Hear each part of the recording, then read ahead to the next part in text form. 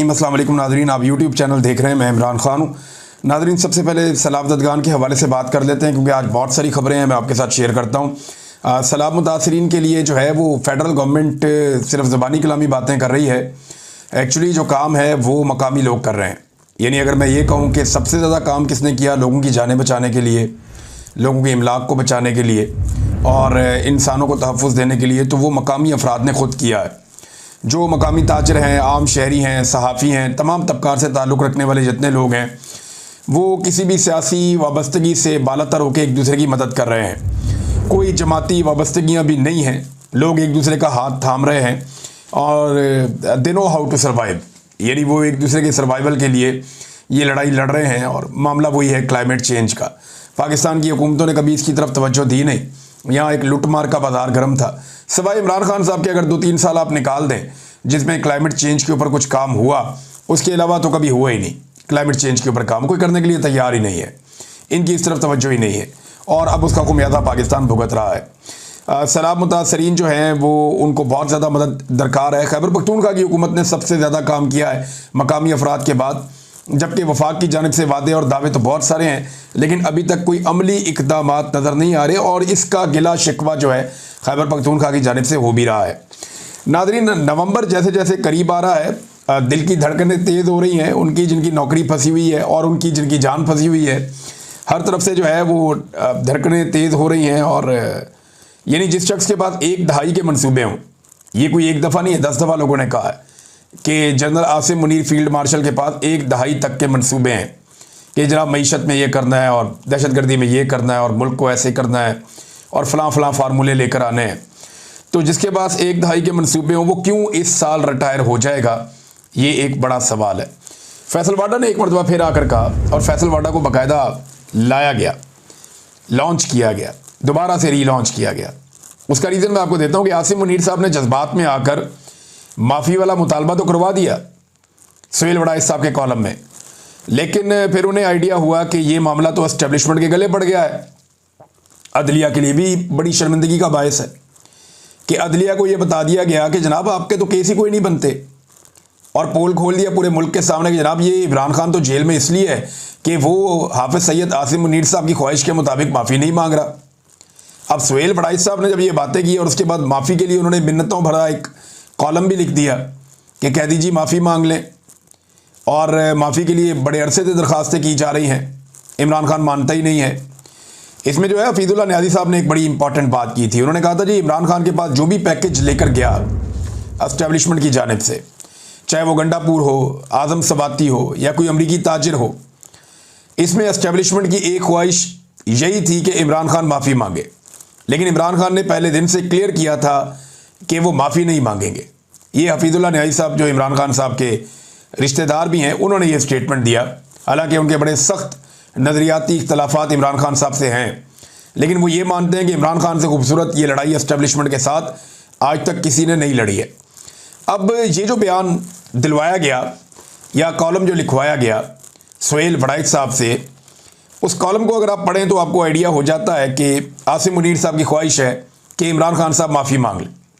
और ये बड़ी पुरानी ख्वाहिश है, कोई नई ख्वाहिश नहीं है।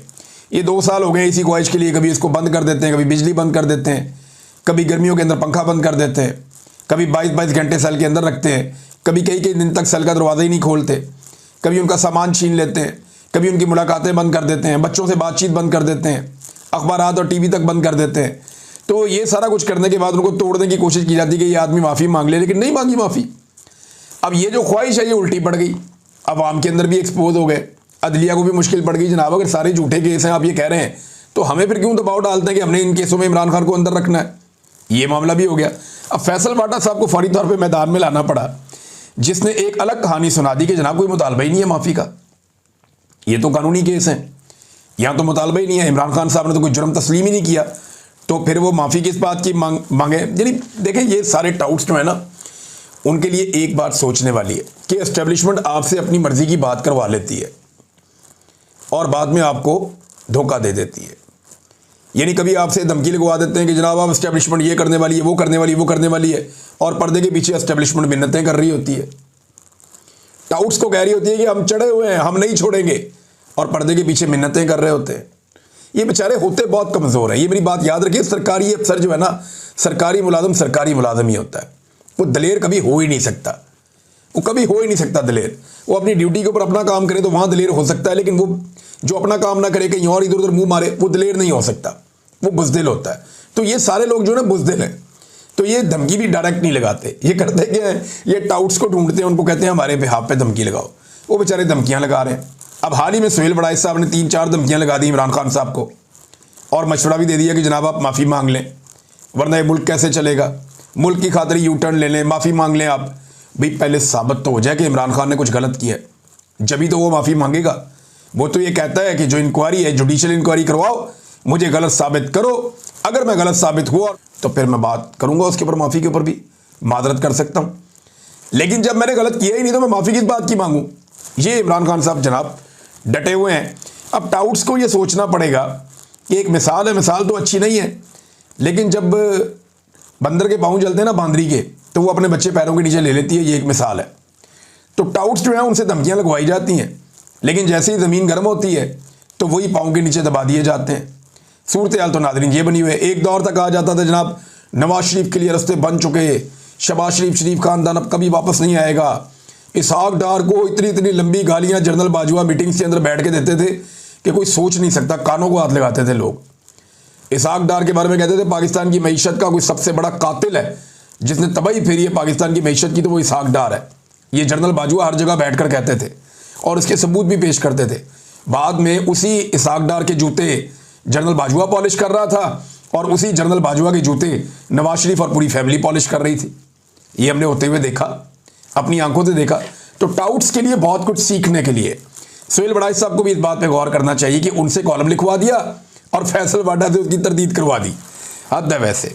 अब एक और काम नाज़रीन किया जा रहा है, और वो ये है कि इमरान खान साहब की मुलाकात थी जेल के अंदर, यानी आज के दिन में मुलाकात थी, और एक केस भी लगा हुआ था तोशाखाना 2 वाला।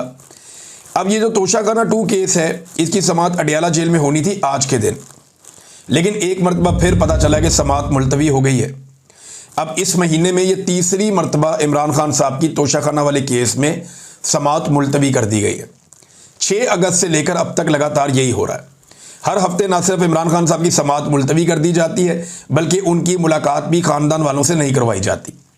अब अगर कल ख़ानदान वालों की मुलाकात होती है तो इमरान खान साहब बात करेंगे, और इमरान खान साहब क्या बात करेंगे इसका सबको आइडिया है। मेरे ख्याल में नवंबर जैसे जैसे करीब आ रहा है तो दिल की धड़कनें तेज़ हो रही हैं। वही बात मैं दोबारा दोहराऊंगा जो मैंने शुरू में की थी कि अगर 19 अगस्त यानी आज के दिन में इमरान खान साहब की समाअत नहीं होती, मुलाकात हो जाती है, इम्कान तो ये है कि शायद मुलाकात में भी रुकावट पैदा की जाए और इमरान खान साहब की मुलाकात भी ना करवाई जाए, क्योंकि कुछ इतलात ऐसी हैं कि इमरान खान एहतजाजी तहरीक को नई बुलंदियों तक ले जाने का ऐलान कर सकते हैं। और नवंबर करीब आ रहा है और मुल्क भर में तहरीक शुरू हो सकती है कि फील्ड मार्शल अपने घर चले जाएं, बहुत हो गया, उन्होंने मुल्क और कौम को बहुत नुकसान पहुंचा लिया। अब कोई डिज़र्विंग और प्रोफेशनल बंदा आए जो फ़ौज को सियासत से दूर लेकर जाए। फील्ड मार्शल खुलकर सियासत कर रहे हैं, ये मईशत में दखलंदाजी दे रहे हैं, सियासत में दखलंदाजी कर रहे हैं, दाखिली और ख़ारजी मामलात में दखलंदाजी कर रहे हैं। लिहाजा ये क्योंकि अपने आइन और अपने हलफ के मुताबिक नहीं चल रहे और इदारे की हजीमत और एक बदनामी का बायस बन रहे हैं, जो इमरान खान साहब बार बार कहते भी हैं, लिहाजा अब ये ओहदे से हट जाए और कोई दूसरा बंदा आए ताकि इदारा जो है वो बेहतरी से चल सके। अब मुल्क भर में अवाम एहतजाज कर रहे हों कि आसिम मुनीर घर जाए और इदारे को मज़ीद तबाह ना करें, तो इदारे को मज़ीद तबाही से बचाया जाए, अवामी नफरत से बचाया जाए। दुनिया भर में यही मुतालबा अगर गूंज रहा हो तो दबाव का लेवल क्या होगा, दबाव बहुत बढ़ सकता है।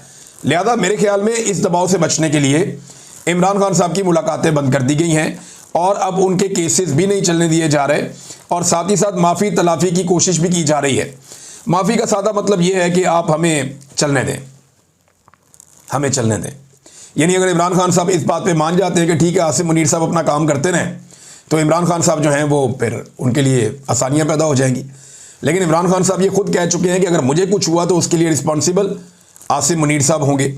वो ये भी कह चुके हैं कि आसिम ला चल रहा है पाकिस्तान में। वो ये भी कह चुके हैं कि आसिम मुनीर साहब के इक़्तिदार को तूल देने के लिए जो जो कुछ हो सकता है वो मुल्क के अंदर किया जा रहा है। तो इमरान खान साहब बड़ा कैटेगोरिकली और क्लियरली कह चुके हैं कि तमाम मसाइल के लिए ज़िम्मेदार आसिम मुनीर साहब हैं। और अब इस वक्त महीना चल रहा है अगस्त का, बीच में महीने रह गए 2, सितंबर और अक्टूबर, और इनमें अगर पूरी दुनिया में और पाकिस्तान में ये तहरीक बहुत तेज़ी से बढ़ती है, इमरान खान साहब इसका ऐलान कर देते हैं कि जनाब हम ये चाहते हैं कि आर्मी चीफ तब्दील किया जाए, फ़ौज बहुत ज़्यादा पोलिटिसाइज हो रही है, और उसके सबूत में ये सुहेल वड़ाइच साहब के कॉलम भी हैं, उसके सबूत में बहुत सारे टाउटों के बयानात भी हैं जो बार बार कहते हैं, टाउट आके उनके बिहाफ पे आर्मी चीफ के या मिलिट्री एस्टेब्लिशमेंट के बिहाफ के ऊपर आके वो धमकियां लगाते हैं। और इसके अलावा कभी ताजिर, कभी कोई और, डोनाल्ड ट्रंप से मुलाकात, ये सारी चीज़ें जो हो रही हैं ये सियासत के अंदर मुदाखलत हैं जो फ़ौज को नहीं करनी चाहिए। लिहाजा अगर ये तहरीक इस तरह खड़ी होती है तो फिर मुश्किलात बढ़ेंगी। अब फैसल वाडा साहब और फवाद चौधरी साहब जो है वो जोर लगा रहे हैं, इन दोनों ने आके टीवी प्रोग्राम में कहा जी कि चलें अब निकले इसमें से।